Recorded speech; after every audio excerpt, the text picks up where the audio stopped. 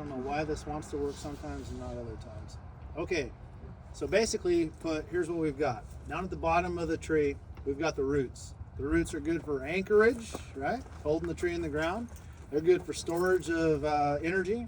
They're good for uptake of nutrients. And they're also what primarily relate between the soil and the top part of the tree, right? They're critical for the tree. Without roots, no tree. Okay, then there's wood development that supports framework for leaf positioning. So up above the ground, you're getting this wood that helps to frame leaves. And it'll hold the fruit, right? So it'll be part of the reproductive process. Then up there on the very, very top and on the outer edges, etc., throughout the tree, you have leaves. The leaves are the energy producers for the plant. No other part of the plant produces energy like the leaves. The chlorophyll is necessary. It's primarily found in the leaves. So it's very important to know that we need to have a certain amount of leaves to have energy, because conversely, fruit and wood are energy consumers. It takes energy for them to perform their processes. So if we have a disproportionate amount of production versus consumption, you can quickly see where that would go. If I only give you $100 a month and you're spending $150, your savings account will dry up very quickly. Right, Debbie? Right. That's right. Debbie and I, we know about budgets. All right. It's good to see you guys, by the way. So reproduction is the last part of the plant that I'll touch on. And that's the part we're really trying to drive hard on, learning the most about how we can manipulate it, because we're all here today because we're into fruit trees, right? And we want the fruit. That's the reproductive process. So how can we maximize the output, if that's what you want, maximum fruit? We kind of want to find this neat balance between survivability of the plant, some aesthetic. We're all aesthetic nuts, at least most of us are. We want this beautiful tree that looks the way we want it, and something that's going to produce, hopefully into perpetuity, some fruit for us. So we're trying to find this balance point of how we manage all those parts of the system.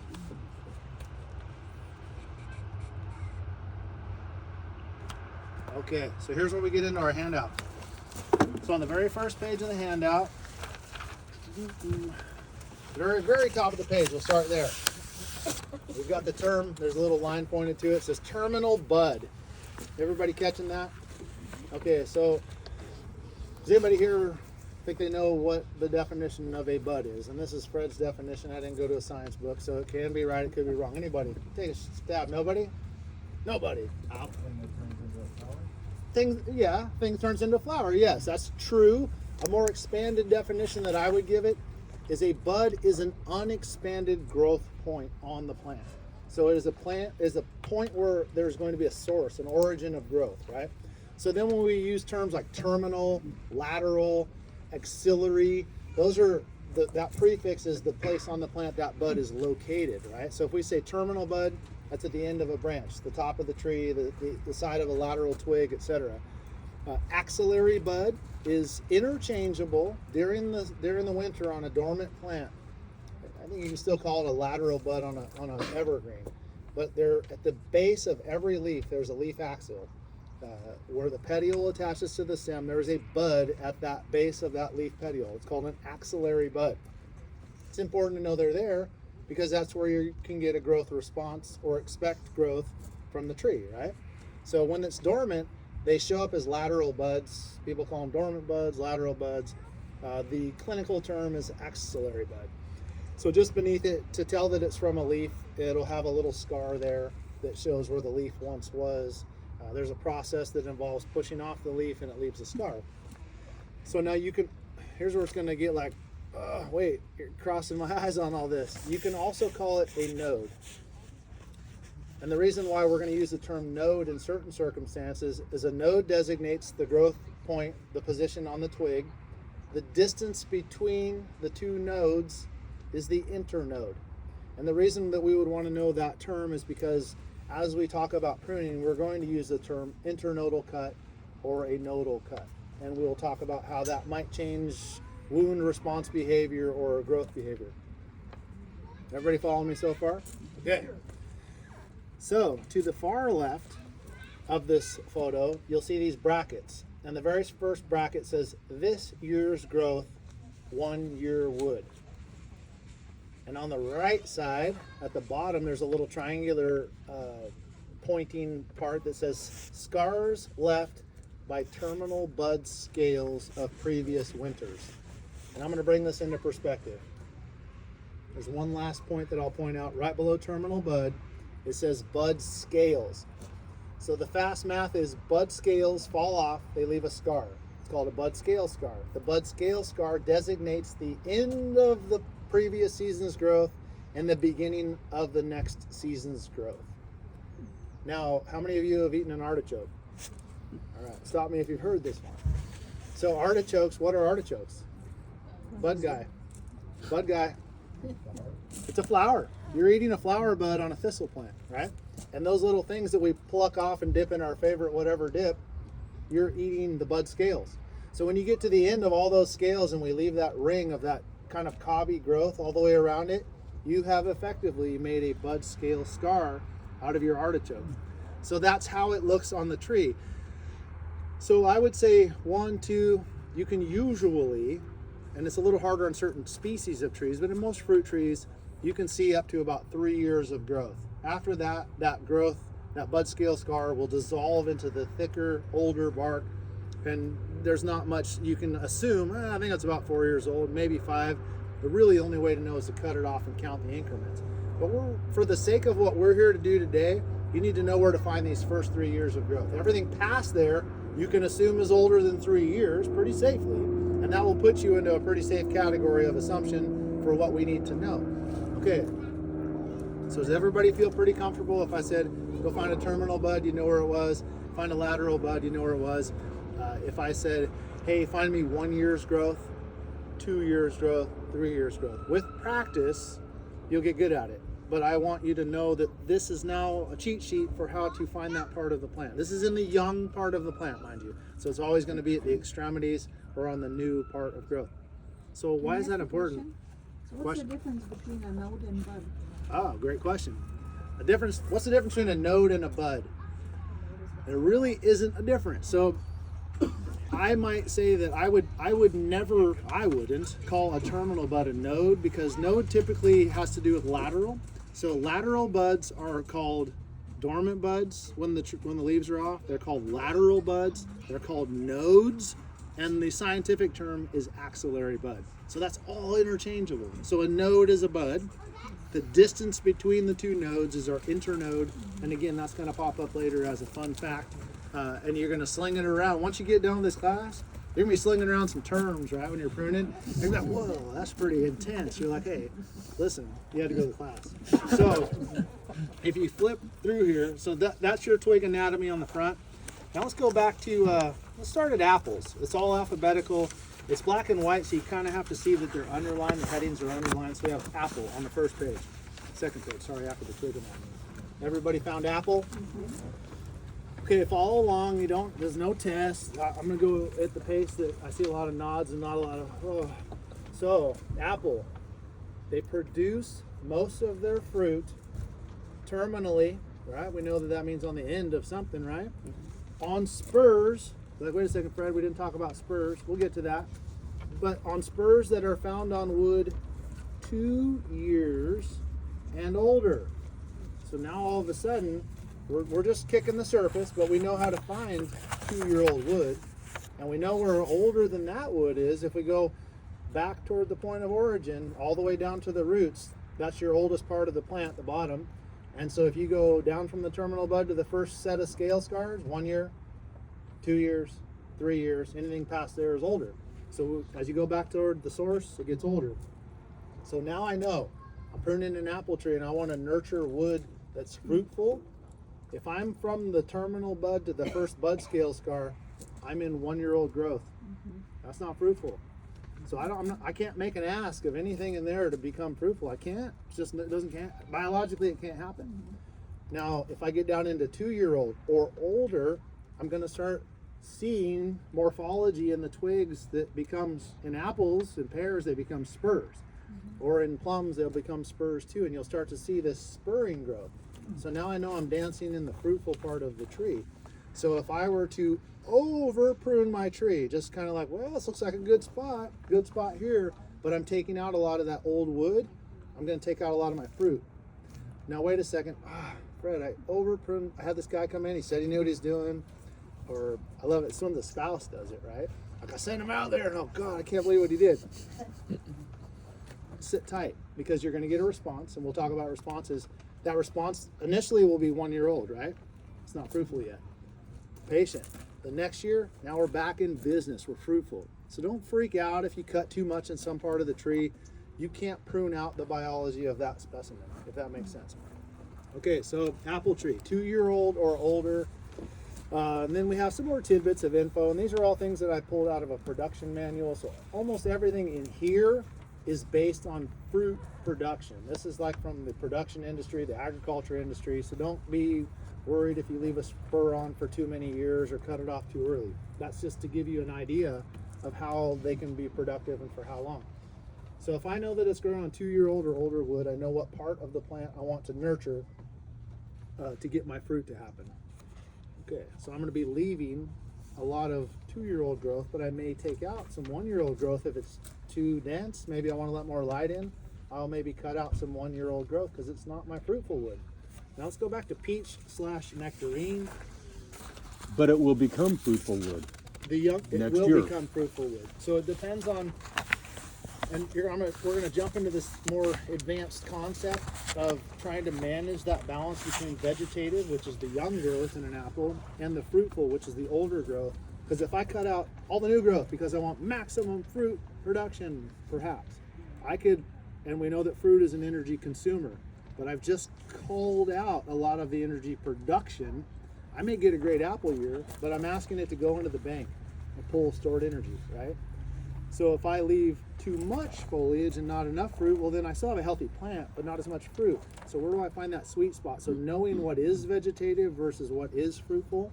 Now I may want to induce more fruitful wood, and that's through patience. I may want to have less fruitful wood because I have too much compared to my vegetation.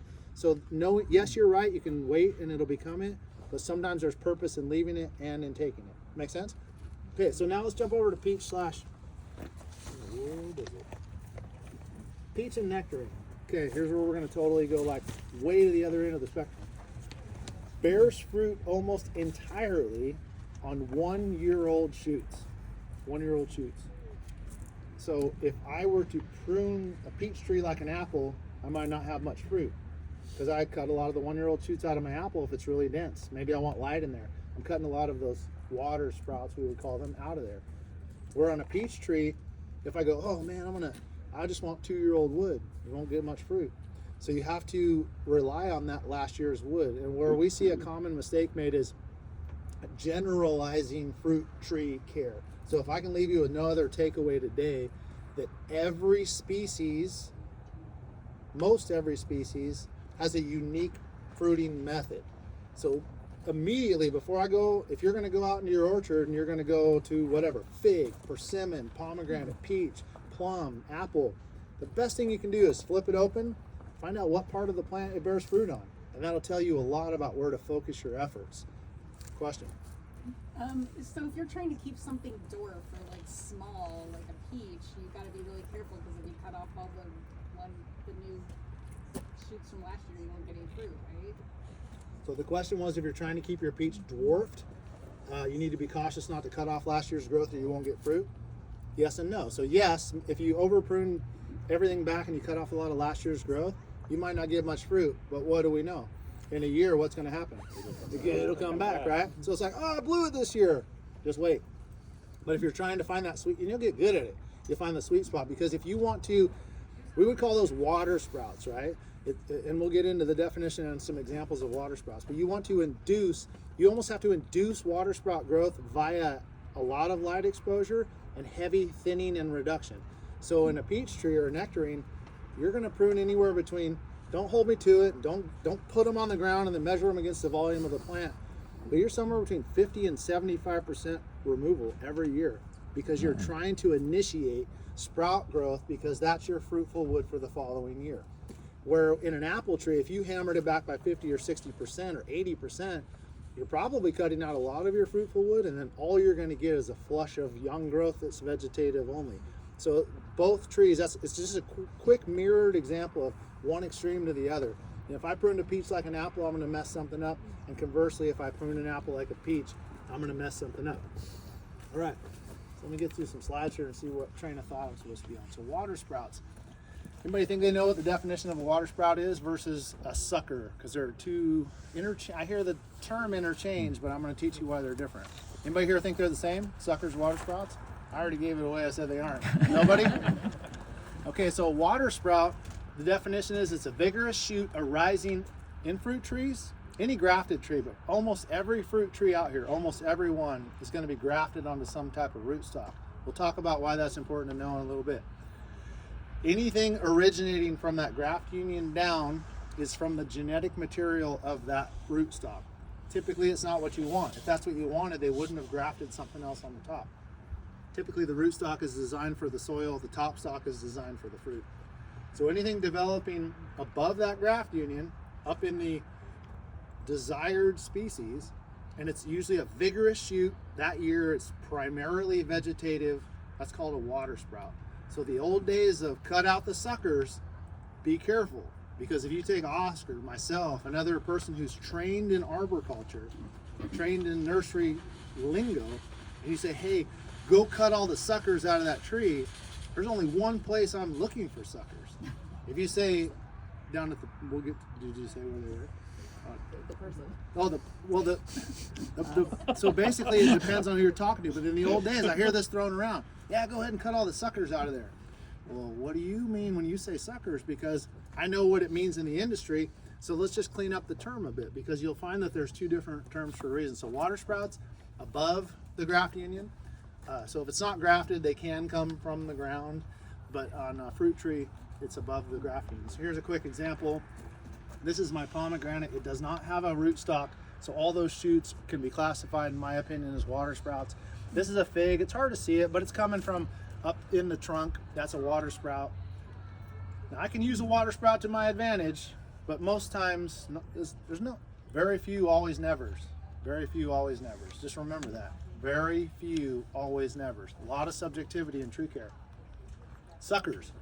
So suckers are vigorous shoots. They look very similar to what you would call a water sprout. The basic difference is they are a different genetic makeup.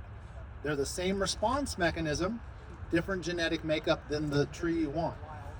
So if you leave them alone, typically on a young tree, not typically, almost always on a young tree, they will grow at such a vigorous rate that if you don't know that it's a sucker, in about 2 or 3 years, it could be bigger than the top of the tree.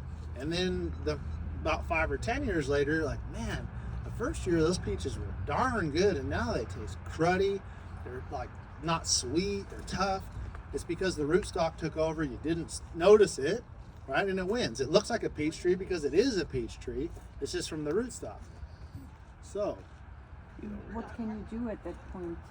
if it reverts, let me touch on that. So here's what suckers would look like. They're usually bushing out of the base of the tree.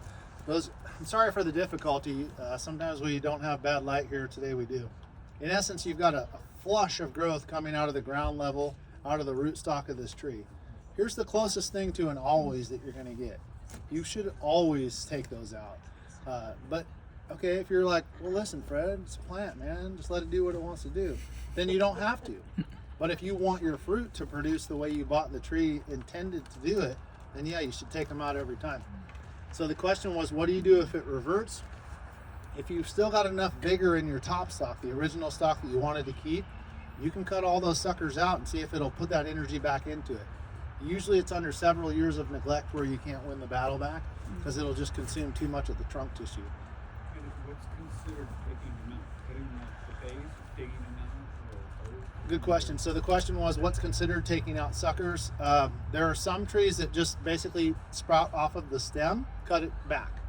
There are some, like redwoods, for example, they will sprout everywhere. The caution there is if you start thrusting implements into the ground to dig them out, you can cause a lot of root damage to the tree. So almost always, it's cut them out. Now, I'm going to give you a rare example. Let's say I have a plum tree, it's grafted onto a plum rootstock that I don't want. They'll send out a doggone shoot from here to Oscar from the tree, right? So if I just snip that at the ground, every year it's coming back, well, that's so far away from my tree that sometimes I'll just take a pick and just knock that out and get rid of it altogether. That's the rare circumstance there. But if it's coming out of the tree itself, just cut them. Good question. Get something to drink here. Anybody got any questions now so far? We trugging along and everyone's like, yeah, okay, I got you where you're going. I always use the term sucker, and I can probably use the word always. Like on my olives coming out of nodes, just young shoots going just vertical and Yeah. and unproductive and taking So- up sunlight. On an olive, that's a little different in the sense that some might graft, but I think most of them aren't grafted, at least not most of the ones I see. You could call it a sucker, but I think more because it's from the same genetic makeup, I would feel fine calling it a water sprout also. But it does come from the base, so you could call it a basil sucker. Stand by. Okay, example of fruit bearing location. Does somebody say something? So I don't understand even just the grafting. How do you even know if your plant is grafted or not? I'll show you more about that as we get through here. That's a great question. The question was, how do I know if my plant has been grafted? And we'll talk about that. Sometimes it's like no brainer, but other times it's like I don't know. But I'll tell you more.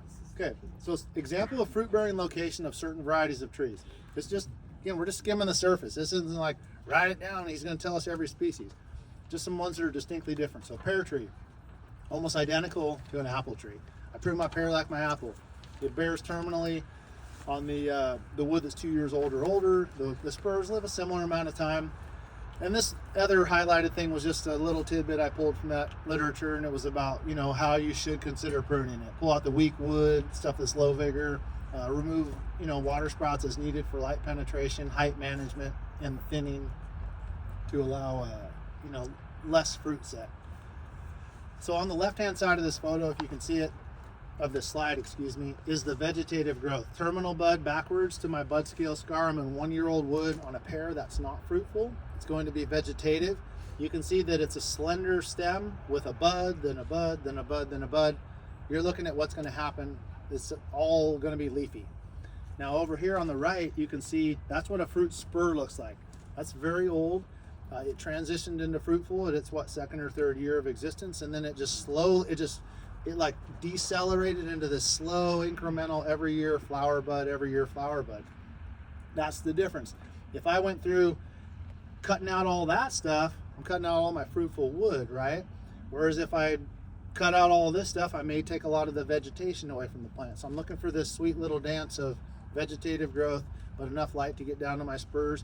If I walk through a pear tree and I saw spurs everywhere, I'm going to get a high fruit load. That's a high energy consumption part of the plant. So I'm looking for a sweet spot. Don't get too worried about it. Don't count the buds and all that stuff, but just be mindful. I've walked into old orchards, and sometimes there will be so many fruit buds or fruit spurs that you can just see that it's progressively pulling the dial into the decline position. And when you get way tilted into consumption versus production, sometimes you can't get it back. Something to be mindful of. Plum trees. There are two classifications that we typically work with, Japanese and European. Japanese plum would be like Santa Rosa plum, very fruitful. They can overbear at times. Hand thinning is very helpful. Pruning to minimize fruit set is helpful. European plums would be more like a French prune, Italian prune. They don't tend to overbear, so hand thinning isn't as critical. Heavy pruning isn't as critical. That's just a quick example of the two. Now, if I were looking up close, again, it's going to start in 2 or 3 year old wood or older, and then it can be productive for 5 to 8 years. Don't stress over the 5 to 8 year thing. It's just an example. But if I were looking at it again, here's a close up of terminal bud, back down to somewhere, and here's my bud scale scar. So this is all vegetative this year, and you can see it's just bud arrangement. Nice leaf bud, leaf bud, leaf bud. Now over here on the right, you can see against my hand those little cobby structures that have a lot of buds on them. That's older wood. That's your little fruiting structure. So again, if I leave too many of those, I may have too much fruit, too little vegetation. So it's nothing to get stressed over. It's more about knowing the part of the plant that does what, and just kind of giving it a once over, and you're like, whoa, there's like barely any. Like I've got little 3-inch growth increments up top for vegetation, but I've got spurs everywhere. Well, shoot elongation has a lot to do with how much energy is being delivered. Internodal length has a lot to do with everything being ready when that plant is ready to take off. Okay, peach and nectarine trees, identical to one another. Fruit borne primarily on 1-year-old shoots. It responds to proper pruning. Proper pruning for a peach is really kicking it in the pants, giving it a lot of reduction to induce a lot of response. If you don't prune them heavy enough, they will start to decelerate. You will get waters, they'll live, but they won't have long shoots with a lot of flower buds. You'll start to have a beautiful ornamental tree, but not quite the fruit production. So here's an example, like right at the fingertips on my left hand there. That's a 1-year-old shoot. That's last year's growth. That is where my fruit wants to be. When you look at it more closely, you're going to see typically toward the termination of that tip, singular buds, which are leaf only. And as you draw closer to the point of origin, you're going to get these triple bud clusters. You're going to have a flower bud on either side of the leaf bud. And here's where you're going to get, on some peaches, like we went down around Sonoma County, certain places you'll get between 2 and 6 feet of growth, right? 2 and 4 feet. And other parts you'll get 1 to 2 feet. Now, if you drive down to Fresno and you check out the peach trees, you'll get like 6 to 8 feet of new growth in a year. So there can be a lot of fruiting positions on a healthy, vigorous peach tree. So you can pre-thin fruit. So if you know to look for these triple buds, and you look at a stem, let's say the stem is 3 feet long and it has tons of triple buds, you can half that stem and you can effectively reduce. Now you still have to wait for pollination and all that, but you can dramatically minimize even that potential. So if you have 1 peach tree, maybe you just hand thin the fruit. If you've got 40 peach trees, you might be thinking about snipping some of those shoots down to minimize fruit set, because it'll be all hands on deck when these things start ripening. So you want to keep the water sprouts. There you go. You do want to keep the water sprouts for the most part. That's a generalization, but for the most part, that's your productive structure in a peach. So you want to keep them, whereas you may not want to keep them in as many in an apple or a pear or a plum. We're getting close to you, man. I'm gonna need a breather. Okay, so fruit tree pruning definition. I pulled this from the book, but I think it's kind of poignant because it tells you, it kind of frames your mind on why we're doing this. So it's the removal or reduction of certain parts of a tree in order to modify and utilize its biological responses to enable more and better fruit for a longer period of time. So if you take any let's call an ornamental tree, could be this redwood, that oak over there, they don't need a lot of pruning. They're totally designed to do their own thing. They'll manage their own hierarchy and all this other stuff. Sometimes we intervene for aesthetics or for clearances or for weight management.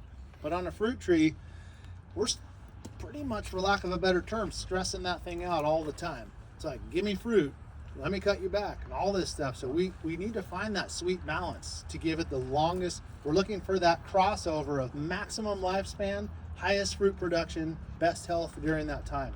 And so that's where you kind of are always volleying between vegetation, fruit, management of the soil, etc. Okay. Objectives for pruning. So when we're going out to pruning the trees, this is the part you want to get to, right? Like, I just want to get out in the field, start cutting stuff off. Well, you want to know, we have a little bit of a better idea. Okay, we know what part of the plant, we know how to identify the part of the plant. I know that I have a peach tree, so I'm going to check it out. I know where to find the fruit on it. Now I know kind of what I need to leave behind, but boy, where do I make the cuts? How do I make the cuts? How many do I make? So here's where we're going to hopefully resolve some of those questions. So objectives, always have an objective. I was taught that every single cut you make, you need to have a reason. So if you're like, well, I think it needs to come out, right? So you just need to have a reason. Dead wood, this one's diseased, I'm going to let more light in. Height management, weight management, evenness of fruit wood distribution. It's a little too dense over here. You don't need to have a complicated reason, but have a reason. So if you're just like, well, I'm pretty sure you're supposed to cut this stuff off, why, right? Because you may be causing detriment when it's not essential.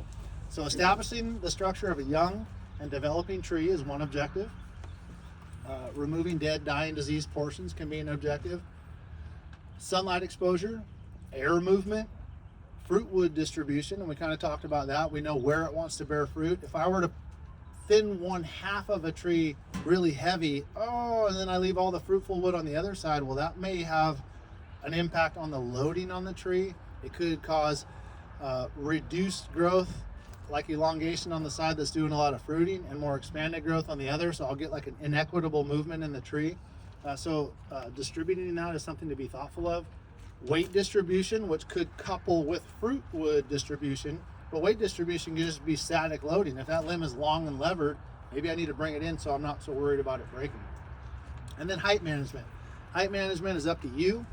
Most of these trees are on semi-dwarf rootstocks. You could probably keep any of these fruit trees at 8 to 10 feet easily. If you have an old orchard that has really tall trees, then maybe you're going to bring those down. It's all about making it to the fruit, right? I mean, if you're like, look, I don't mind climbing on a ladder, well, then your tree can get a little taller. Me, I don't want to get on a ladder. I want to be able to walk around my tree and get at it. So height management is definitely a justifiable outcome. Okay, types of cuts, heading versus thinning. Does anybody think they can tell me the difference before I tell you the difference? Nobody? Heading's cutting off the end and thinning's cutting it off at the base. Okay, so over here I got the definition. Heading is cutting it off at the end. Thinning is cutting it off at the base. That's a pretty darn close example. So basically, it's more about the response that you get versus the location you make the cut. So if I were to, and there are a couple things I want to float around. Apical dominance, and apical dominance is manifested typically through distribution of a hormone that's called auxin. It's gravity fed, it's produced in the buds. It flows down below itself in higher concentrations. Basically, it suppresses growth below and minimizes suppression high. So that's why you get tall, long shoots. And that's probably an evolutionary method to stay up to where the sun is, right? So, and the behavior of that is what they call phototropism, where it grows toward the light. Because we had someone ask in an earlier session today, geez, I had this long limb and I cut it and all that happened is everything went straight up. That's because you changed the auxin relationship, and phototropism says, look, we need to respond. Oh my gosh, something happened to all of our leaves. So the best evolutionary method to respond is to go straight up and get some light, get that tree back into production. So trees want to behave fast and upright, and they want everything below to be suppressed. So heading cut, saying that it's at the top versus a thinning cut back to the point of origin. Here's a more descriptive example. Okay, a heading cut is when you cut a branch to a stub, back to a bud, or to a lateral limb that is so small in relationship to the diameter of your cut. So let's say that I make a 1-inch diameter cut to a 1/8 inch lateral branch. I'm probably not going to get it taken off. What's going to happen more likely is a bunch of buds near it are going to wake up. So a heading cut is going to induce, it says it's going to induce growth that's stimulated in the buds proximal to the cut. So I'll go forward to the next slide. I think it'll show the outcome of a heading cut. Now heading cuts can happen on the top and they can happen on the side. You can, anywhere that you make a cut that elicits a response. Here's my pomegranate. I tipped it back. So that's maybe like a 3/4 inch diameter cut back to like a little 1/4 inch, 1/8 inch diameter lateral deal, right? Well, over here was the response. So in the middle was my heading cut, and you can see that it just threw out tons of growth. It woke up all of the buds around that cut. So it made it busy. So a heading cut, if you take away nothing else, a heading cut makes it busy. So if you get a busy response, it means you made a heading cut. Now, a thinning cut is a removal of a branch to an attachment point. It tends to drive growth into the remaining portion of the tree and not into the proximal buds. So short of the long is you're usually cutting a whole branch back or a small forked branch. You're cutting it back to something that can assume that terminal roll. So even if I made a 1-inch diameter reduction cut, but the lateral limb was say 1/2 inch, 3/4 inch in diameter, even though it's not the same and it didn't go back to the point of origin, but it cut back to something that can assume that, you're going to usually see elongation. So thinning cuts, simply put, drive length. Heading cuts, simply put, create busyness. Now I can create busyness, and then I can thin that busyness to create elongation, and in turn I can drive that elongation to a desired height and head it and create busyness. Follow me so far? Yeah. So knowing the responses, I can tell that tree what I want it to do at certain intervals and start to develop a structure that I want. So if I know that I have an apple tree and at 2+ years I'm going to get fruit, so let's say I run a shoot up to here and I go, well, geez, if I just leave this thing as a long shoot, I might get a few apples, but wait a second, what if I go pow and open it up, and now I've got all this busyness? Well, I know in 2 years I can get some fruit here. So instead of getting 1 or 2 apples, maybe I'll get 20 apples. But I can't have that many because they'll be congested. So now I'll do some thinning, right? Now, and those will come up and I'll pop those open again. So I could have all kinds of busyness where I want it, but distribute it evenly, and it's doing what I want it to do because I know what it's going to respond with. Is that making sense? So heading cut sometimes is in the top, sometimes in the end. Basically put heading gets busy, thinning gets longer. Right, Oscar? You still there? Okay. We're almost to you, I think, right? Don't nod off, dude. I still need you covered for me. So here's an example of a tree that was just planted, and you know, we decided to take the top out because there were too many branches. We didn't want the height. So even though we took the top out, the response that you'll get on this is going to be expansion growth on all those stems that we left behind. So by definition, I would argue that I thinned that tree, right? Because the response was into the growth that I left behind. Rather than busyness. Rather than busyness. Now, there are times when you'll get a hybrid of a cut, where you'll cut back to something kind of like on my pomegranate. So I cut to those little side shoots. Those side shoots did expand, but not nearly at the pace that the buds did. So it was kind of a hybrid. It was a little bit thinning-esque because I got elongation in what I left behind, but really what I did is I opened up all that response growth to those buds. So it's not always one or the other. You do get sometimes a hybrid, but almost always it's one or the other. So I don't understand when you're making the cuts, how do you know if it's a heading or a thinning cut? So when you're, the question is when you're making the cut, if I'm gonna dig deeper into your question. When you're making the cut, how do you know how it will choose to respond? Well, I mean, so yeah, so you know, if I'm cutting this, how do I know I'm going to get an elongation or busy? Okay, so the question is, how do I know if I'm going to get elongation or busyness? This is, we're going to jump in and everybody put on your like advanced hat a little bit because we're going to jump out of basic into advanced. Species will dictate that a little bit. Certain species, they're like, well, yeah, you want to prune me? Here I come back, and they're all kinds of busy, right? Other species are a little bit more like, you have to try harder than that if you want me to open up, right? So species will play into it, but most importantly, if you ever cut down to a bud, just a long shoot back to a bud, you will always, because you have to wake up the bud, right? So and it's going to wake up 4 or 5, 6 proximal buds. You're going to get busyness. So if you ever cut to a bud, you're guaranteed you're going to get busyness to some extent. What you still may have hierarchy. It may not be congruent busyness, but you'll have busyness. Now, if you cut to something equal in size to the part that you're removing, back to the point of origin, equal in size, you'll almost always get elongation. So those are the margins, like the extreme examples of heading. If you cut to a bud, you'll always get busyness. Over here to an equal size part, you will almost always get elongation. And then everything in the middle is nuance, a little bit dependent on species, light exposure, how many pruning cuts have already occurred in the tree? Are you causing a stress response in the entire plant? But that's again like, oh yeah, that's a little advanced. Watch for the patterns in that. But simply put, if it's very congruent in size, you're going to get elongation. If you're cutting back to a bud or something tremendously inferior in size, you're going to get busyness. So when you're saying equal in part, you're talking about an internode, like in between? Grab that branch right there and we'll do a quick example of the thinning versus heading. And this, there's one last slide that I'll talk about right after we answer this question that you'll let Oscar Watch your talk. eyes. Yeah, watch your eyes on this one. And we came up with a cool policy. If anybody does accidentally get poked by one of these, we'll give you 10% off. And if you look, the joke is you already get 10%. So for those of you who don't get poked in the eye, you still get the catch. Okay, so if this, hold this up like this is the sky, right? So if I go, well, okay, this is too tall for me, right? So now I'm cutting into a bud. I am guaranteed that this is going to get busy. It's just, there's no other way around it. It won't die. If it dies, you have other things going on. It's not the pruning cut. But let's say that I cut into here and I leave behind something quite similar in size. That's gonna almost always elongate. Now I might get one little bud that opens, but I'm not gonna get hoops of busyness. This is usually going to elongate. But again, if I took this and I tip it, I'm gonna wake up these couple buds. Now it might not be as vigorous because this is a smaller part of the plant, but I'm gonna kickstart these buds. almost inevitably. So that would give more fruit. Busyness, yeah. And eventually more fruit. It would be like younger. Yeah, by argument, you're creating more growth positions, which, depending on the species and how old it has to be to fruit, yes, at some point. And it's yes, you're going to get more fruit.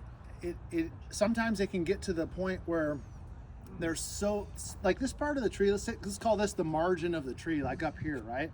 There's so much recycling of this material because every year I'm reducing it. Even though it may bear some fruit, this is going to be somewhat irrelevant whether it gets it or doesn't because I'm managing the height. But let's say that it was way down here and it's a young tree, then I'm thinking about it differently because I'm thinking about, well, okay, I want to drive growth here, so I'm going to remove the one to the left, leave the one to the right. And yes, I'm really trying to develop architecture to create fruitful wood. So yes, the simple math is you will get more fruitful potential by heading, but where do I want it to happen? If it's way up here, it's so irrelevant because every year it's leaving anyhow, right? So I don't worry too much about it. But down in here is where I would think about that quite a bit more. And does the angle of the cut make a difference? We will get to that. Angle of the cut, does it make a difference? We'll touch on that in a little bit. Time period for the heading and thinning, is it dependent on each varietal? Because you said every year, what would be the ideal time period to do the pruning? Yeah. Yeah. We'll talk on that a little later. Okay. So the question was, what's the ideal time of the year to do the pruning? For the most part, winter time on all of our dormant trees. If you had an evergreen like a citrus, you try to not interrupt a fruitful cycle. So Right. maybe if you're in the middle of the fruit, you'd be considerate of that. But there's one variation that we're starting to pull the brakes back a bit on, and that's apricots. They're susceptible to a certain type of fungal disease. We're trying to steer, the industry also is recommending, especially in production level orchards, I think they do summertime pruning, less susceptibility to the fungus. So you would prune those similarly, same way you still want your outcomes and your responses, but you'd be doing those like July, August, September, somewhere in there. After harvest. Okay. Right, if you do it, yes, after harvest, because you want your fruit, but you could still prune before harvest ends, but you just may lose some fruit, that's all. So it won't hurt the tree, but yeah, ideally you'd find this new sweet spot where you would just hit that window. Same way we'd hit our window during dormancy on these guys. You'd go, okay, I'm gonna do, I don't know, most apricots that I've seen are done by, say, late July, right, at the latest. So I might just time for August. So I just set my clock, okay, August, I'm out there every year, but if you knock off a few fruit, it's not gonna hurt the tree. It's just gonna lose you some fruit. That's a great question. Okay, so there's one other component. Now I'm adding in a layer. We're gonna kind of like stick one toe in the water of a bit of a more advanced concept in the sense that it's invisible, but you need to know it's there. So this is a broken, how many of you call them almonds? We're all from California, like up here, Sonoma County. Literally, if you go to a farmer's market, someone from the valley, or you go to the valley, you're like, hey, what aisle are the almonds on? They're like, out of towner, right? So if you're talking to fruit tree producers, they're almonds. I can't figure it out, but I call them almonds too. You can go either way, but the true, like if you talk to the authentics, it's almond. So this is just an example. I thought that. Oh, is it about how they shake the tree? No. Yeah. Okay, I know that one. Okay. Shake the L out of it. Yeah. Once they fall, they become almonds. Oh, is that it? I heard it the other way around. So when they're on the tree, they're called almonds. Almonds. But once they're on the ground, they're called almonds. But you know why? You shake the L out of Yeah, it. you shake the L out of the tree, right? Yeah, so that's a kid joke, dad joke. You might get it. So anyhow, the reason to know that if a branch breaks, so now we're just gonna talk about trees in general, mechanisms of response. So like a valley oak, for example, a black oak, a live oak, an apple, a pear, almost all of the fruit trees you're going to deal with have a response mechanism. Say like a Douglas fir, Monterey pine, they don't have as many of these response mechanisms. They've evolved in a different way. Or maybe these trees have evolved in a way that are more responsive to fracture. So when a branch breaks, under the bark, there are what we call latent buds. They're typically, some species you'll see them kind of erupt, just like the tip of the bud will come out of the bark, really hard to see. It's a response mechanism. Let's just say that a massive wind event pops a top out of a tree, or a long limb fractures under its own load but still has a limb sticking out there, there are buds under there that will wake up, right? Because this whole auxin chain has been disrupted. It's like, well, okay, there's no more suppression. Now it's time to put some leaves back on here. How many of you have seen that? You've seen a branch break and you don't see it right away. It's like, oh God, that broke last year, but you see all these sprouts. Everybody get a couple nods. That's what we call epicormic shoot growth. It arises from latent buds, dormant buds that are hidden under the bark. So there's two things you need to know about it. Number one, if a branch breaks and it's today. So Fred, you go out in the back in your peach tree. Debbie was like, thin the peaches. And you're like, no, I got this. And then the branch breaks. And you're like, oh my God, Debbie's going to be so mad. You're like, wait a second. Fred told me that there are epicormic shoots that should come out of this. So cut behind the break, right? So you have like a fresh, so you don't have this jagged, nasty, torn spot. And then sit back and wait.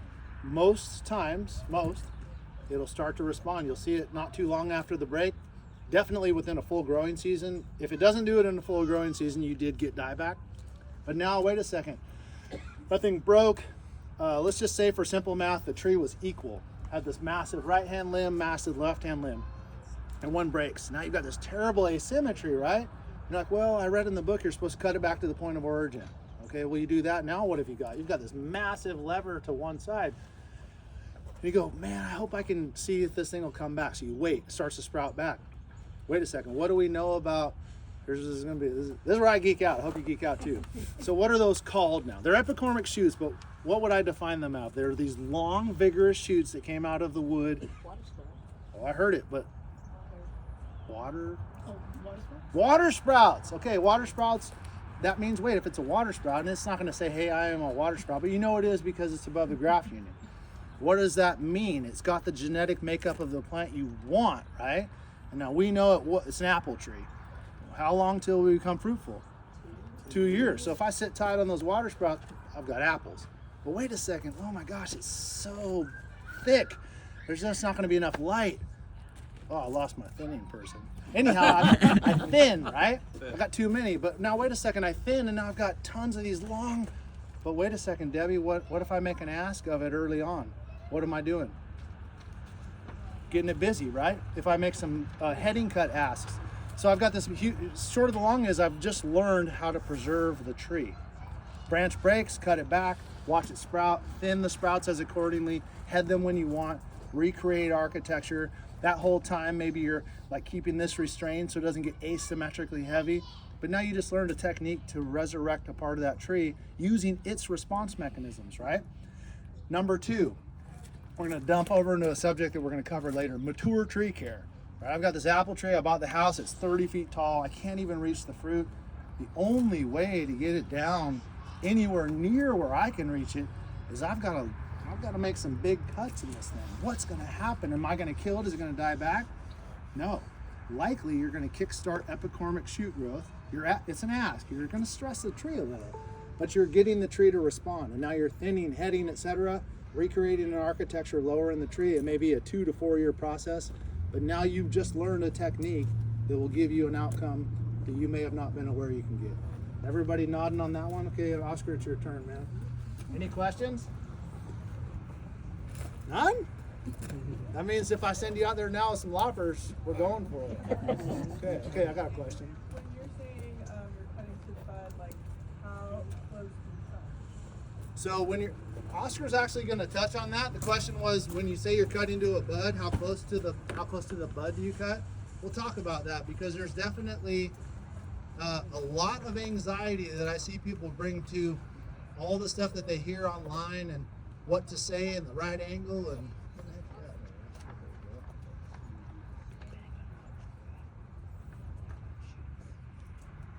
the short of the long answer is you're not going to mess it up. Just don't cut the bud.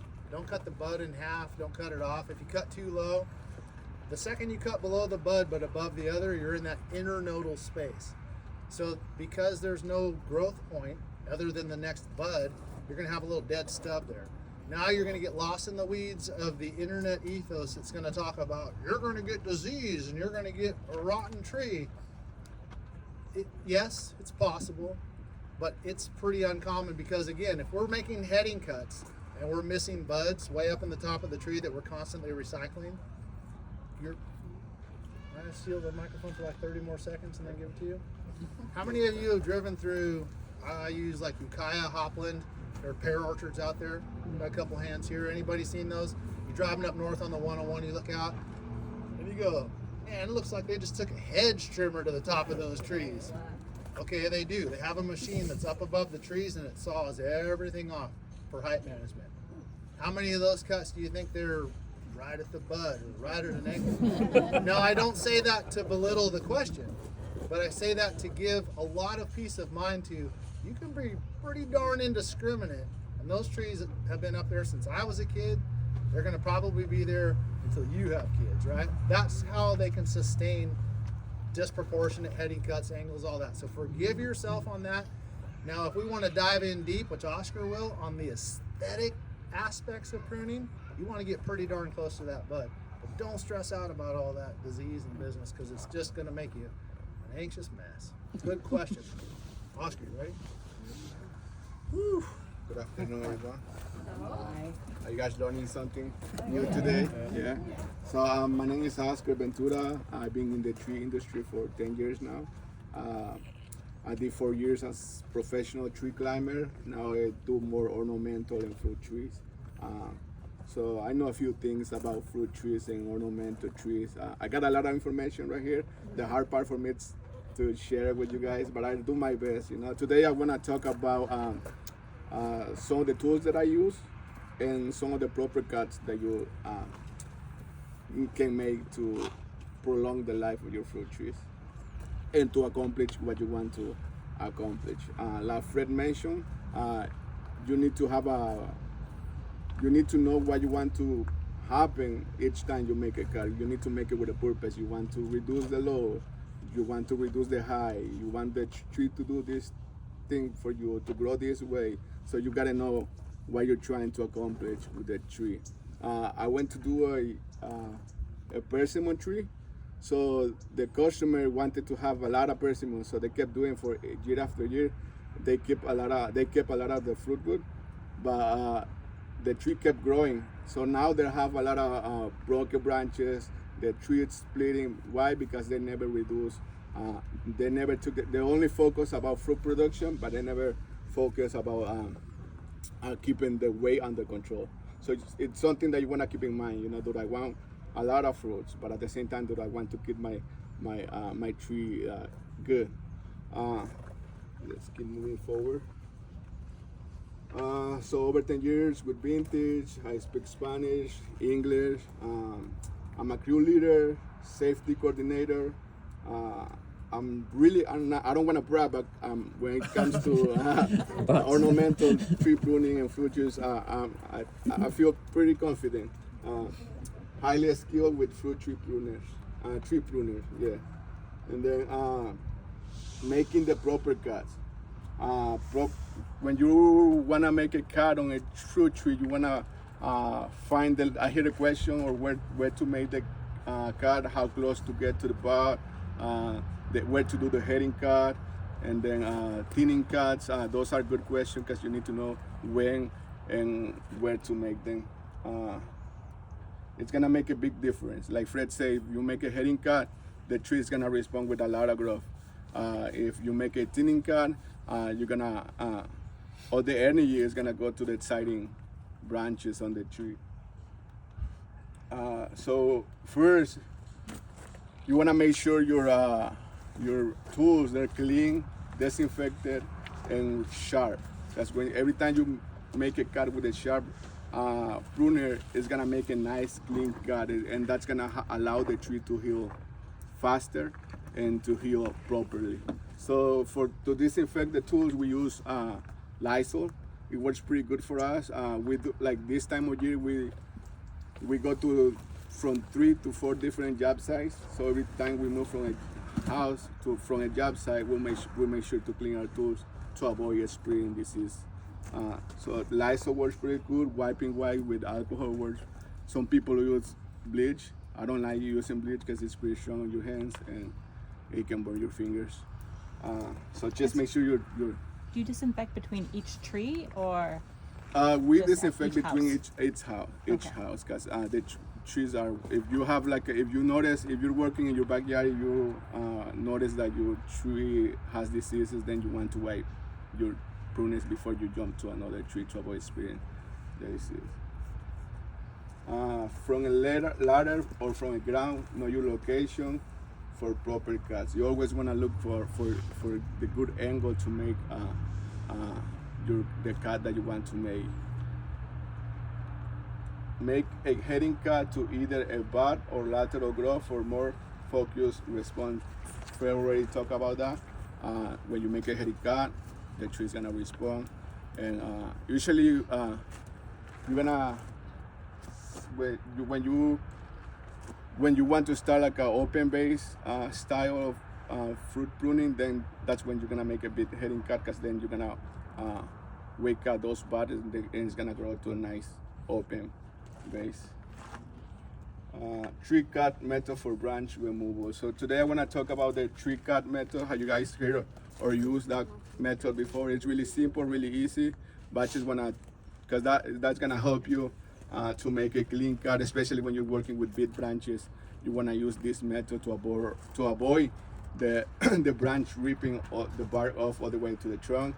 To avoid damage to the trunk, you wanna use this method, and I'm gonna show you together with Fred how to do it.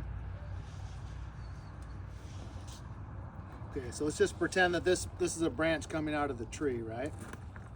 So what are our So objectives? you're gonna maybe 6 inches, sorry, 6 inches from the trunk. You wanna make an undercut. So basically these things are very sharp. A caution is treat them like a lethal weapon, and that's no exaggeration. So basically you're gonna do a little bit of a kerf underneath the branch. Why am I doing this, by the way? That's gonna be your safety cut. That cut is gonna Not stop safety for your personal self, but for the branch. Yeah, that cut is gonna help to stop the cut that you're gonna make on the top, and it's gonna avoid the bark ripping off all the way to the trunk and making like a huge mess and a big bone. So for the sake of example, he's gonna hold it, but this can happen out over the air, or you can reach out and hold the branch, but you're gonna go just a little bit forward of it and cut down toward your bottom cut. And see how it breaks nice and clean? That's gonna help keep you from ripping it. Now, then you'll make your final cut back to the point of attachment.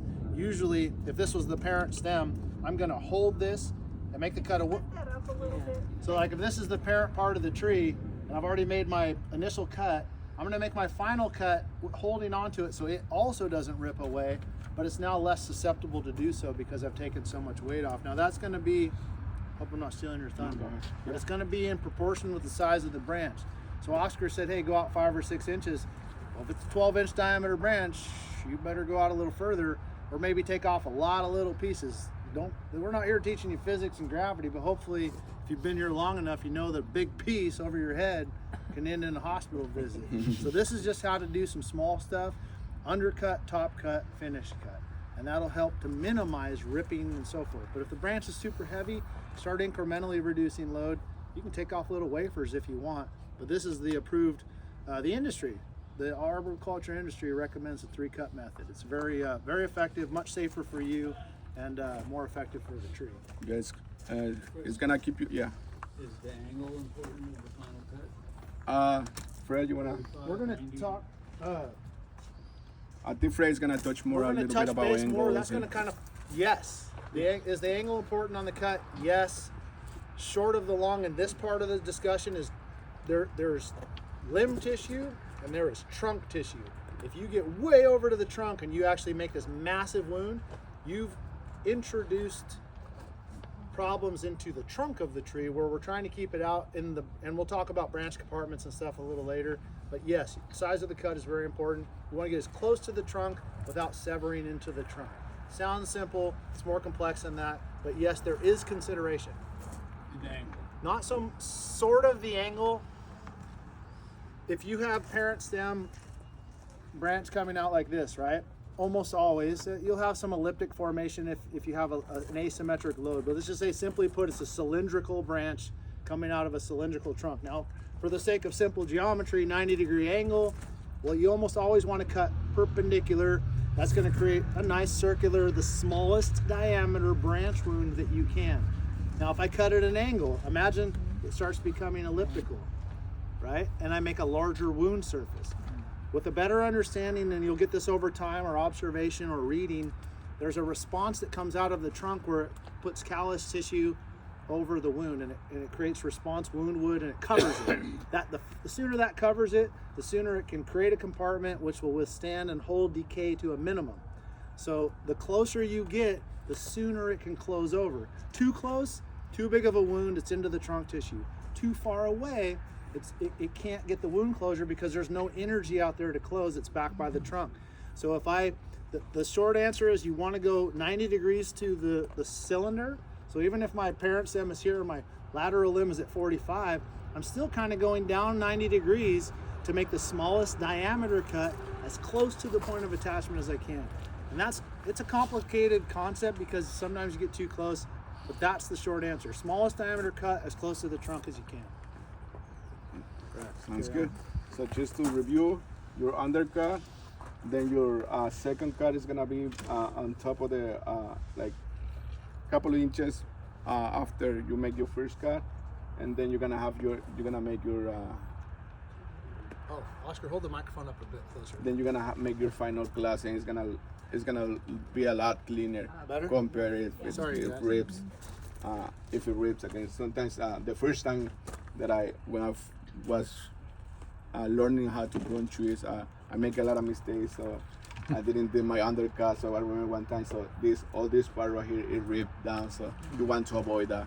And when you make a clean cut, your tree is gonna heal a lot better and it's gonna last longer. You're gonna avoid problems down the road. And then you wanna take me to the next area? Oh, wait, yeah. We keep talking about something else. Any questions so far? So on the undercut, overcut, final cut, Mhm. how big a branch are we talking about? So, I mean, can you not use like loppers or something? Loppers, you can use loppers with the small branches, hand pruners. But when the bigger the branch, you wanna use the heavier. There's some long branches. By making this cut, you're gonna be able to keep yourself safe, manage the load better, and then do everything nice and safe under control. There you go. Yeah. And then some of the tools that we use, obviously for big trees, is orchard ladders. They work pretty good for us compared to the other ladders painter use. I like this one way better. It's more stable. The only downside on this one is when you put it like in concrete, there's no good grip on the metal in the concrete, so they want to split. So what we do, we always tie a rod between them two just to keep them safe. So every time you use a ladder, obviously you want to be careful, make sure everything is secure and stable. But they're pretty good to get to the top of big trees. So I need to get one of those. I have a big one, but I tried one of those. They're pretty easy to move, and they work pretty good. Hey, what if you have to make a really big diameter cut? How do you do that one? With the chainsaw. Yeah. But something to keep in mind, if you're gonna use a chainsaw, it's just know how to handle it. Be prepared, because once you make a big cut, and you need to be 100% sure that you want to make that cut, because once you cut it, there's no going back. You're not gonna be able to put it back. Does a chainsaw make too ragged of a cut that you want to like clean up afterwards, or is it still okay? It can, you see more like in deadwood. When you cut deadwood, you're gonna see some of the what do you call it? Like the curve, like the jagged Yeah, edges. so you want to clean that up a little bit better, but you should be good, like in good diameter. If you're gonna use a chainsaw, you're gonna be using it in like a big diameter, in like a big branch. So you should be able to. Was the do okay. question about the jaggedness of the cut? Yeah. So like out there's some of the new saw manufacturers have a much narrower gauge on the chain. So if you ask specifically, only certain like Husqvarna does not have it. I think Still, maybe Echo. It's a very narrow curve and it makes a much smoother cut. But it's a very specialized bar and chain combo, so you wouldn't find it right out of the box. But if you're gonna do a lot of precise cuts, it's a whole different bar and chain combo. Okay, and then something to keep in mind is you want to keep yourself safe. You know, you want to enjoy. Like I say, when I do tree work, when I work on my fruit trees, they relax me. They make me forget about things. And we want to enjoy that, but we want to be safe as well. If you're gonna be using a chainsaw, I recommend to use glasses, chops. Keep yourself safe. If you're gonna be if you're gonna be going up on ladders, make sure somebody is watching you. If something, if you fall or something, someone to be ready to help you. Use your chops, glasses, gloves, whatever you need to keep you safe. The other things that we use hand saws. You need to be careful with those because they're really sharp. The ones that we use, they're different to this one. They're like more like a professional level, I would say. So they're really sharp. If you touch the blade, they'll make some holes in your skin. So you gotta be careful. Always cut away from you, from your body.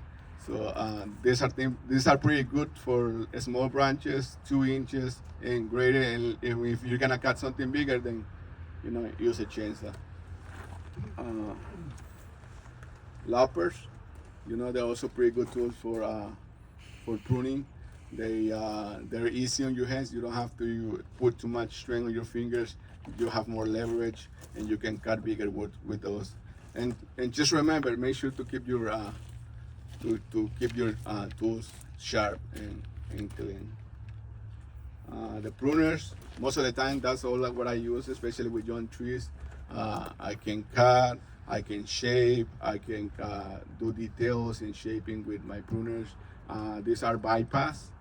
Fred has the I forgot.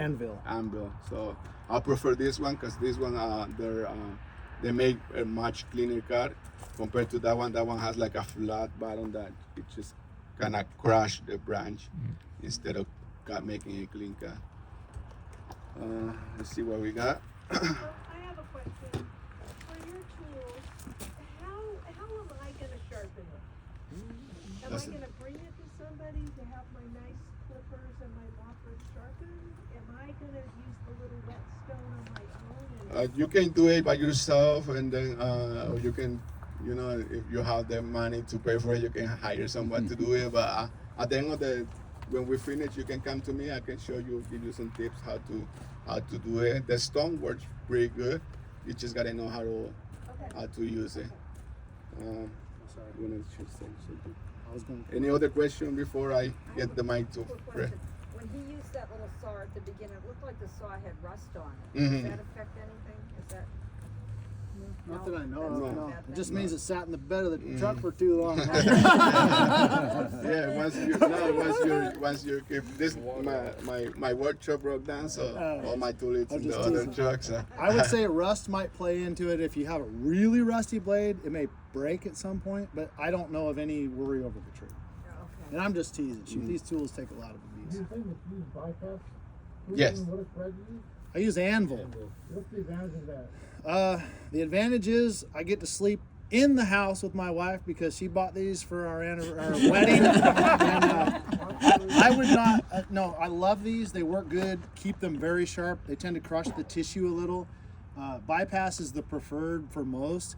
I think this is an older style. I think generationally it's shifted to bypass. But my wife did buy these for me years ago when we got married, and so out of respect for her, I use these whenever I can. Yeah, so it's like bypass. Yeah, no, I do like these, but I probably wouldn't recommend Anvil unless you're really liking them. If it crushes it, wouldn't that help it like cauterize better? Or? It doesn't quite do that, and when I say crush, I mean usually when they're dull is when they crush because basically the wood sits against the anvil and it holds it there, and like a guillotine it chops the wood, right? So if this blade is really dull and it's going to kind of like pop the bark, but again, that part of the cut is so alive with movement and response, it's like overthought if you're pinching the bark on a little 3/4 inch diameter stem. But yeah, under severe circumstances, like if you had, there are anvil style loppers. Now you're getting into big leverage scenarios. If you're cutting a big branch and you're ripping the bark, yeah, arguably it's not the best thing to do. So, feel good? You want any more? Anything else for Oscar? I think we're good. Okay. Okay. Thanks, Thank dude. you. Oscar, round of applause for Oscar Ventura. Okay, so I gotta know. I'm dying to know. Can I ask you how old you are? 12. 12. Okay, I am so impressed to see youth show up to this. Now, mom, sister, aunt, Mom. what? Mom. Did your mom make you come? Well, I wanted to come because we have a bunch of trees and I really want to like get a lot of fruit. Okay, I am like totally impressed. Anytime I see someone young embrace something that is not, I mean, usually like what's the cross section here? Like we're older in age, right? And we're finding it passion. It's a great passion. But I'm super thrilled to see you here. So I have something here. I'm gonna give you the choice of two different things. I've got I only have a large, so you can either have a large sweatshirt or you can have a lunchbox. Which one do you want? It's up to you. I think I get the sweatshirt. All right, there you go. Thank you. All right. Thank you. Yeah, you're welcome. So just to go ahead and wrap this up a little bit, we're gonna do a quick quiz. We got two things to give away on the quiz here. I've got, unfortunately, only a small hat. So only raise your hand if you can have a small hat on your head. So who thinks they know the difference between a heading cut and a thinning cut? So hat is on the line. Someone's got to know. I got you right here. What do you got? Heading cut versus thinning cut. A thinning cut creates elongation. Heading creates busy. Oh, beautiful. Heading cut busyness, thinning cut elongation. There you go. Thank you. All right, you're welcome. If that doesn't fit and you do want a different one, call me. We'll get you a large. I just ran out. Okay. Who knows the difference between water sprout and sucker? Debbie, come on. Yeah. No? Sucker below the ground, Wait a water second. spout above the ground. Say it again. Sucker below the graft, and the water spout is above the graft. Yeah, very right. Very right. I'm going to give you the choice. You want a hat? You want a blanket? I'll go with a hat. Hat. All right. So let's go ahead and dig in a little bit deeper. Let's go for young tree selection. So we've got about 40 minutes left-ish. So we're gonna kind of race into this. So ask questions as you go. Otherwise, I want to cover a little bit of territory before we close out. How many of you here are here to start an orchard or to start some young trees? Okay. Then I conversely assume the remainder of you have trees that you're here to manage? Okay, that's good. Or both. Okay, and there's no wrong answer, by the way. So hopefully those of you who are here to get young trees, this is going to be very critical because it's going to help you today if you're shopping. So on a young tree, and I'm sorry if you can't see this, the dictation will give you a lot of guidance. When you're looking at the root zone, so the beauty in a bare root tree is you get to see what you're getting, what's going to interface with the soil. So pick it up, pull it out of the sawdust, and look at the bottom. If it's like totally absent of roots, you're not starting off really good, right? It's got a lot of energy, it'll probably be fine, but I want to improve the odds. So do I have a nice kind of even distribution to the root zone? Are they kind of supple? Can I kind of manipulate them into my planting hole? Is there a lot of fibrous activity on there? So I'm immediately out of the gate. It's going to be more interfaced with the soil right out. It's not the end of the world if a couple are broken. You can do some pruning on them, cut back some roots. That's definitely not the end of the world. But you want to check and see how your root zone look. Is it all beat up? Is it like scarred? Is all the tissue torn off of it? You're not starting out the best you can, right? So look for an entire root system that has good looking roots. Now going up a click, and someone out there had asked about how do I know if my tree is grafted or not? This. So here's an example of a graft union. Now this is a potted plant. This was taken in the spring, so you won't see these. You can find them today in some nurseries, but right now, bare root is your best friend. That's my opinion. There's so much transparency. It's so young. It's so vigorous. You get a lot of manipulation out of it. But basically right here, you can see where there's sort of a dog leg in the stem. You have the lower part, which is kind of perpendicular, and then you have a part that kind of kicks over to the side. So usually when you have that kick to the side, it's either a result of a heading cut that's been thinned to one shoot, which is rare at that level. It's usually a graft union. So you can kind of see right on the top here where the root stock, we call it, was tipped off, and then they either put a bud on there or they graft on a little spur, and now you've got this new growth. So you'll see the interface. You'll see this kind of swollen spot and a little bit of a kickover. So that's your graft union. When it's young, it's a tell. It's easy to see. So now when it gets a little older, usually you're always going to see a disproportionate growth rate in the top stalk versus the root stalk, because usually the root stalk is like a valve tapering down the growth potential of the top of the tree. It keeps it in that semi-dwarfed behavior. A standard tree growing on its own rootstock sometimes gets massive. So the rootstocks are designed for interfacing with certain soil types, minimizing certain soil-borne diseases or pests, and also kind of tapering the growth rate. So the top stock is going to be above that. So here's something to be very, very aware of. So almost all these trees come from Dave Wilson, so you're going to see tags that look just like this. One tag is going to be the top stock. So for example, here we've got French Improved Prune. It tells you all about it, gets you all super excited to grow it, right? And then the bottom one, this one's yellow. I think they still do the white yellow, but it could be a different color. So read the two tags. One is going to tell you about the top stock. One is going to tell you about the rootstock. So over here we've got the Mariana 26-24 plum rootstock for apricots, plums, blah, blah, blah, and it interfaces with this and minimizes nematodes, and it tells you whatever you want to know. So for example, I've got really clay soil. So a lot of times I'm looking for what kind of rootstock is really adapted to clay soil, right? It may say, or maybe I have a high problem with, I don't know, fungal cankers in my soil. I'm going to look for something that's resistant to that. Also, if you have the top stock will usually tell you a lot. So here's another tidbit fact: 800 hours. So it talks about 800 hours is how many chill hours does it need.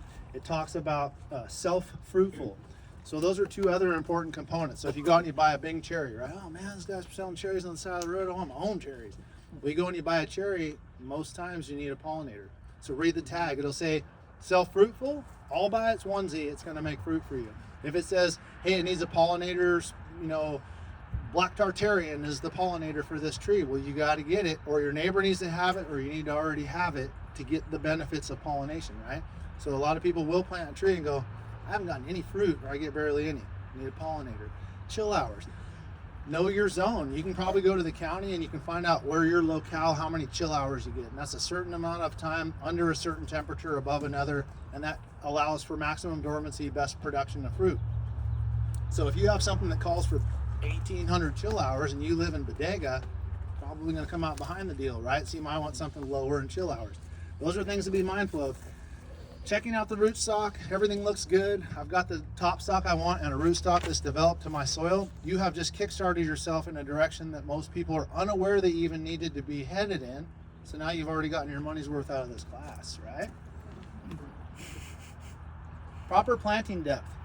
So this is the graft union. You can see where it's swollen down to slender. We're just looking at it from the other side. You don't see the cut. Right here where it kind of swells out and it turns into roots, that's what we call the root collar. That's the transition between trunk tissue and root tissue. Root tissue is evolved to be under the soil. It's evolved to be moist. It's evolved to touch the earth. Trunk tissue is not, right? So, and conversely, you don't want your root tissue sticking way out of the ground. It's not designed for all the heat and dryness that happens outside of the ground. So the ideal planting depth for the soil line, and we'll talk about proud or even in a second, but you want it right there at that root collar. If anything, you want to be slightly above grade rather than below grade. So if you have really, really wet soil and there's no way to manage it, you can't divert the moisture or put in any drain systems, you would plant a little, we call it proud. So you may create an artificial mound, plant the tree 6 inches, a foot above native grade, so that you don't have an accumulation of moisture right against the trunk of the tree. That's going to lead to root rots and trunk diseases and things like that. So that's your planting depth. Here's a quick example of, this is a bare root fruit tree that I planted at my home. I planted it, I painted the lower stem, I thinned out some white latex paint to the consistency of like whole milk. It shows up looking like honey. If you thin it too much, it looks like just whitewash and you can see through it. It's a reflective concept. It's to minimize sunburn injury through the first year or two as the tree grows. And then I choose the structure I want, right? We're about to get into structure, but don't worry so much about structure on a young tree. They're extremely malleable. You can make a lot of asks of them. There's one method of pruning where they'll just cut the whole top off and they'll let the response growth happen and then start to develop the canopy. So structure development, perfect segue. So examples of structure types. There are more than these. These are thought provokers. These are not end-alls, right? So you've got what is a very common type, open center. This goes back, I don't know, almost all the literature pointed toward open center back in the 40s and 50s. So if you pull up any old gardening books, they may be relevant to an extent, but a lot has evolved over structural systems, long-term viability, weight distribution, space use, etc. So open center is a popular one. If you want an open center, you got to cut the tree off really close to the ground when it's young, let it pop open, and then start managing it into your structure. Not right, not wrong, just one way to do it. This is what we would call a modified central leader. So you've got, for the most part, a leader in the middle that's sort of dominant. It's going to, through hormonal exchange with that auxin, be the boss. It's going to shower the lower limbs in a suppressive behavior. You may accelerate that suppression via some pruning cuts. In essence, it's kind of well designed for smaller space. It's a little more upright, and it has a cascading hierarchy to the branches, a little bit less worry over limb failure. It does have fruit distribution, where conversely an open center occupies more space. So if you have a lot of room, it'll give you a lot more fruiting space. But if you don't have a lot of room, modified central leaders are a real popular one. We see it in apples and pears a lot now.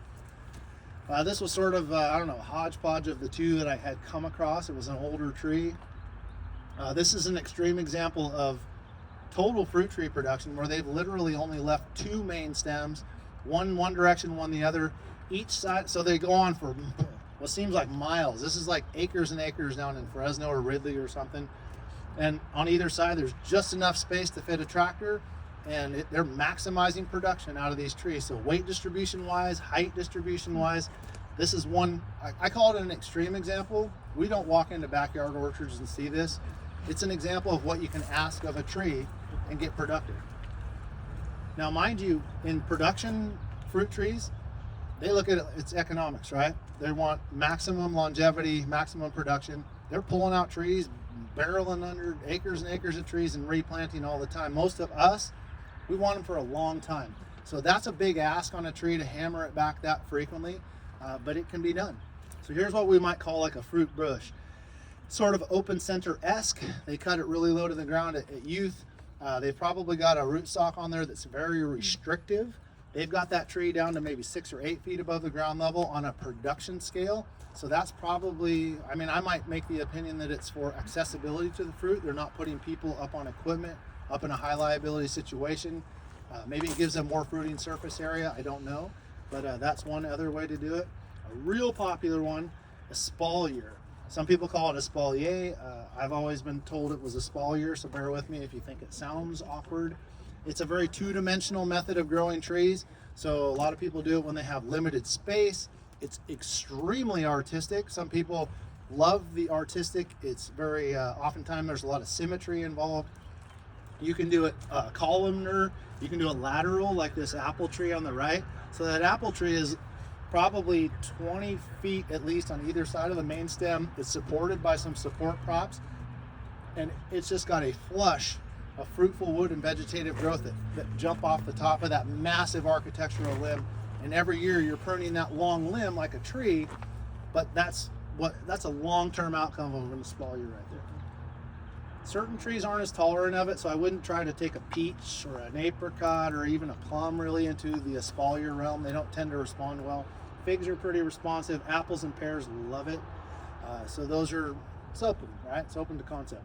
How to get started, right? So Debbie, I see a lot of nods, and I'm going to pick on you because I know you, right? So we know the responses. The heading cut will give busyness. The thinning cut will give length. We know that if fruit occurs at a certain age in the wood, if we wait long enough, we're going to get it there. If it occurs at an earlier age, we may try to induce a growth response to get that earlier wood, right? So how do we get started on a structure? First, you need to know what structure you want, right? So let's just say simple math, because it's my home team, is the open center. I want open center, so what kind of response do I want? I'm going to cheat here. My slide threw me off. So how many of you, by show of hands, have heard that fruit trees are not productive for the first, let's say, 4 to 5 years? Is that what you hear out there? How many have heard that? Two. Okay, 2. Okay, well, how many of you have bought fruit trees that are productive earlier than the standard? Most of you, right? Okay, I'm picking on you because you and I go way back on the apple growth. So on peaches, I know that 1-year-old wood will be fruitful, right? It's got fruit buds on there, flower buds. Wait a second, that's like a totally dissonant concept. 2 to 3 years before productive, but I'm reading it. It says in 1 year a peach tree can produce peaches. The true statement is your fruit tree should not be allowed to be fruitful for the first 3 or 4 years. Two things happen when you allow it to bear fruit. So we talked a little bit about phototropism, auxin management of a limb, right, for vigor. And we talked about vegetative versus fruitful. In a young tree, let's say one of these little tiny trees right here. This one won't put on fruit because it's only 1 year old, but here, I've got some older growth on the bottom of this apple tree. Now, if I let that thing have, let's say it has the potential to set 10 apples. Can you imagine the surface area compared to the leaf mass? You're going to be maybe at a tie. I don't know how to categorize the benefit of the two versus volume, but just simple math. You're going to have a lot of apples for not a lot of leaves, right? So now we've already taken the dial and pulled it into, hey, let me borrow some money quick. And that tree is like, dude, I haven't even like branched out and opened a second store and all that stuff. So what we're going to say is, you know what? This year, it's all about marketing and revenue generation. So we're not going to get into selling a product yet. We're just going to hustle the money and we're going to start building more outlets. Then we're going to go IPO, right? So IPO in trees, if you don't know, initial public offering, right? That's when stocks go to the market. We're not going to let it go IPO for 3 or 4 years because we wanted to build a framework that can sustain the kind of production that we want. We wanted to build a ratio. So if I let that tree have apples, two things are going to happen. Number one, severe disproportion of production versus consumption. And did anybody follow me along on the auxin and the management of the stem? So if I know that auxin is created in the buds and it showers down in higher concentrations to the lower buds, and I take that bud that was once the boss and it was going to race, and it says no. Now all of a sudden that whole branch just goes right? And so all of a sudden what was going to be awesome and tearing off and getting big just totally slowed down. So now not only am I consuming more energy and slowing down the behavior, and then 1-2 years later of letting that happen, now I've got a tree that's so deep in the hole on a deficit, it'll almost never turn back around. So that's the thing to be mindful of. It's really hard because we all plant fruit trees because we want that cool benefit. We want to jump onto TikTok, right? Am I saying the right thing? Or Facebook, and we want to show this cool dried apple slices or apple pie we made with our own apple tree. Just be patient, because when the day shows up that you're giving it its due opportunity, you won't have enough friends to take the fruit, and that's not an exaggeration. But if you jump in too early over the excitement, you may cost the long haul of that tree. So I think I maybe did that with an apple tree. Very common. It's about 4 years old and it's barely grown. It's still like... That's likely what happened. It's very likely. We walk into, so we're in the tree service, right? We get calls for all kinds of things. I'll be walking through a yard and I go, ooh, that's pretty cool. Did you just plant that last year? They're like, oh gosh, that's like 20 years old. But if they say, hey, look, my kid planted it. Oh, she's already graduated high school. I love this tree. Keep it. It's still living. It's fine. But if you're like, I just can't figure it out. Well, I'm not getting the peaches off of it. That's probably why. And it's hard to re-rev. In essence, a dwarfed effect will have happened to that tree, and now it'll be in a constant state of homeostasis, right? Where that's sort of a survival mechanism. It just couldn't, it would have died if it tried to keep going with such low energy. So it just became this stunted dwarfed thing. So it's very common.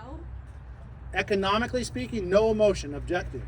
Take it out, put in a new one, right? But if you love it, keep it, plant another one, and just go. It won't that ever, was like, recover. probably not. So that being said, there's no always nevers in this line of work. No always nevers. But if you're economically and you're like emotional, tear it out, throw in another one. If you love it, keep it and watch it. So that's food for thought as you're training your young tree. At which point would you remove the fruit? At which point would you remove the fruit? Now, I've seen people that are as ahead of the game as they'll walk through there and see the flowers set and they'll just pop the flowers off. You can do that, right? I usually wait until the fruit, I don't know, is maybe the size of your pinky fingernail, because I think it's very low energy consumption at that point. This is my opinion. There's probably some data that says the ideal time, but there's also benefit in seeing how it manifests so that you know when to intervene on it later. So usually I'm in there popping it off as soon as, when it's about the size of maybe a marble. And what that will do, number one, you'll see it more readily, but when you pop it off, it tends to pop off pretty cleanly. Sometimes when it's really young, really new, there's still a real supple, elastic nature to it. And to get it off, sometimes it tears part of the twig tissue. So I'll either hand snip them with some real light duty snippers like trimming shears, or I'll just wait till they get about marble size and pop them off. Sooner the better. If you wait until they're really big, you've diverted a lot of energy, if that makes sense. So how many seasons do you do that? How many seasons do you do it? I would say The tree, when you each get, season? each tree is a little different. Stand by here. So each tree is different in the sense that if I know that part of my contribution is the proportion of vegetation to fruit, if my tree still looks like it doesn't have a lot of vegetation, every year, right? If I go, well, I've got a lot of vegetation, but the fruit is now setting in parts that are going to be affected by drooping, right? Like say it's a part of the tree where I want vigor, I have to take that fruit off or I'm not going to get the vigor out of it. Now let's say that my tree is 2 or 3 years old and it's almost there. I'll let it have fruit. I'll let it have it concentrated to the center of the tree where it's kind of like some really buff branches that can hold the fruit and not be affected by the weight.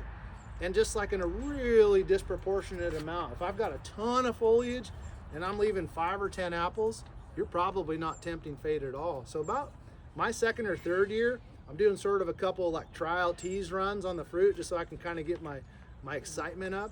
Then after about usually 4 to 5 years, full speed ahead, right? Does that answer your question? It's a little bit subjective. Fred, on like the bare roots that you plant this year, right? Because I have one that's just a stick that I just planted, Yeah. right? So would you not make any kind of cuts this year? You know, I see the little buds on it. Would you just sort of let it see what it does and then work on it next year, or what would? So the question is, you already planted one like this season, this winter? Yeah, but it's just like one. Just a little, whip. one little Okay, so we call that a whip, right? It has no lateral branching. Well, there's two options, right? So if I don't do anything, I'll get some lateral branching, but really the top is going to race off a bit, so it's going to put sort of a disproportionate. The question was, if I have a whip, do I do any pruning this year? If I want, what do I want? Do I want modified central leader? If I do, I might do a little tiny nibble up here and just wait and watch this process.